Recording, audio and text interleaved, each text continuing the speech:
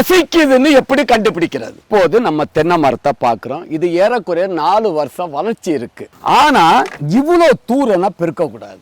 மண்ணு பார்த்தீங்கன்னு சொன்னா தென்னைக்கு ஏத்த மண், களித்தன்மை இருக்கு, சுண்ணாம்பு சத்து இருக்கு, தண்ணியும் நல்ல குடிநீரான தண்ணி.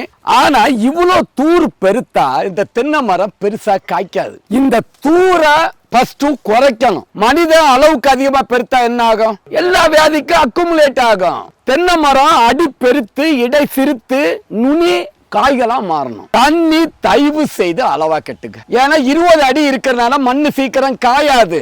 நல்ல காயட்டும். எப்படி கண்டுபிடிக்கிறது ஒரு ஐடியா சொல்றேன். பசிக்குதுன்னு எப்படி கண்டுபிடிக்கிறது? இப்ப ஒரு குழந்தை பசிக்குதுன்னா அழும். குழந்தையும் தென்னையும் ஒண்ணு. அதுவும் வாய் விட்டு பேசாது குழந்தை. ஆனா தாய்க்கு தெரியும். தென்னையில எப்படி கண்டுபிடிக்கிறேன்னு சொன்னா, இந்த களை இருக்கா, அது இப்படி வதக்கம் கொடுக்கும். களை வாடினதும் தென்னை மரம் பசியில இருக்குன்னு